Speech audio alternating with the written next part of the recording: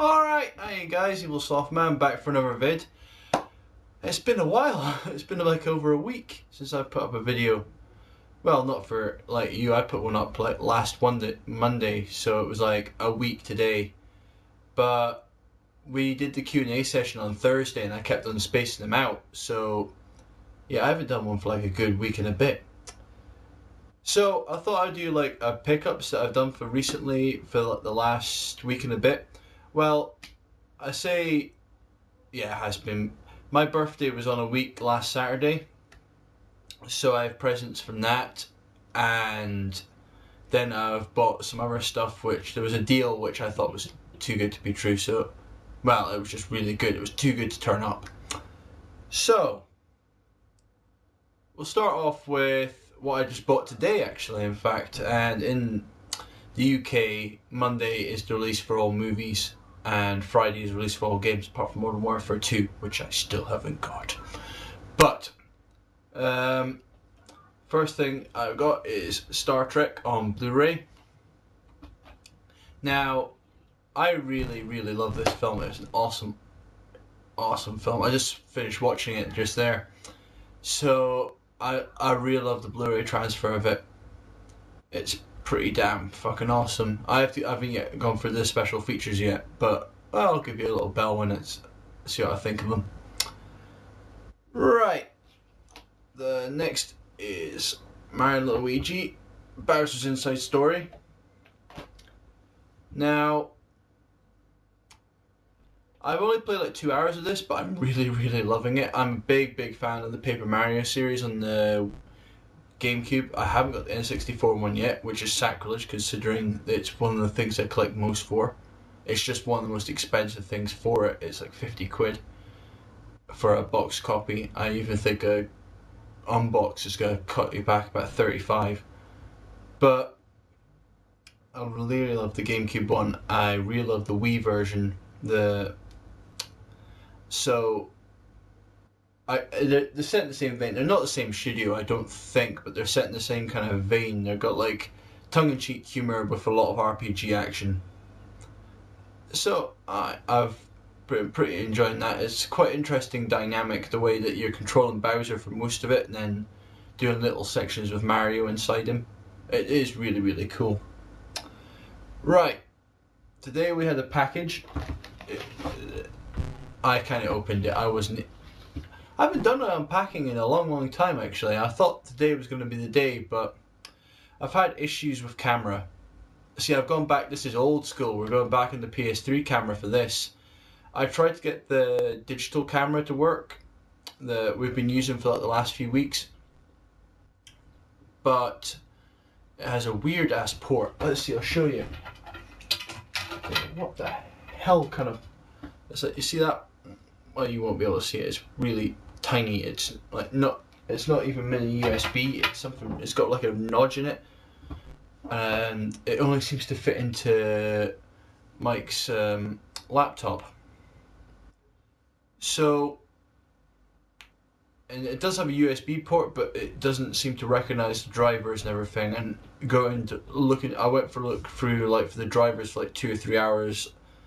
What was it? Saturday night. Just hassle. Tried to put this PS3 camera for the PC as well, and I got it to show up, but I haven't recorded anything off of it yet. But so I'm gonna have to so basically, this is me. We've got off topic, but we're getting the package. Now the package was 5 boxed N64 games for £18.50 with £3 shipping. So I thought this is pretty damn decent, and they are racing games, so it does diminish the value somewhat of some of them, especially the first one, because I put it in and had a little muck about in it, and it was dreadful. But it's Carmageddon 64. Now I seem to remember, was the PlayStation had a version, it was Carmageddon, and it was meant to be quite good. I don't know, maybe I have to get into it more, but the graphics were fairly fucking terrible on the N64 version, and I got hit slightly and into the water and couldn't get out again. It was just confusing as hell. But I'll give it a bit of a go. Second one was NASCAR 99. Now, I've never really played the NASCAR thing. Basically, it's just not popular over here. Everything's Formula One. So, there's just no need, and places really don't sell it that much, or as far as I know, don't sell it that much. It's like trying to find a copy of Madden here. It just doesn't happen. But it's not too bad graphically. It's like made it near the end of the N64's kind of life. Well, close enough. And so the graphics aren't terrible. Commentary gets repetitive, which is fairly annoying, but it's not overly too bad. Next one is Formula 1 Grand Prix, World Grand Prix 2. Now I have the first one. It's on the Platinum release. I might think about switching it to a black box instead of the Platinum Player's Choice version. But this is it's a pretty decent game, to be fairly honest. The graphics are pretty good for N64 standards. All the tracks are there. There's a lot of menu options and everything. I went through one of the track. I went through Silverstone, which is the UK Grand Prix. It wasn't meant to be. Well, not anymore. It was meant to switch to Daunton, but they're looking like they're going back to Silverstone for another few years anyway. But going through that with David Coulthard when he was still driving for McLaren was quite cool, because I was still watching it at that point. Well, I still watch it now. Jensen Button for the win. But aye, pretty damn decent game. I have to do a gameplay video of that one. That one's quite decent. Next one is V-Rally 99.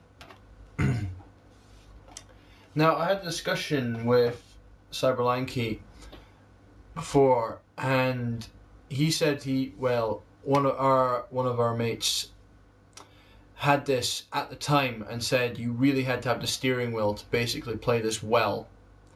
And I had a quick go, and he's probably right, because the steering is really, really difficult to control going around any sort of bend.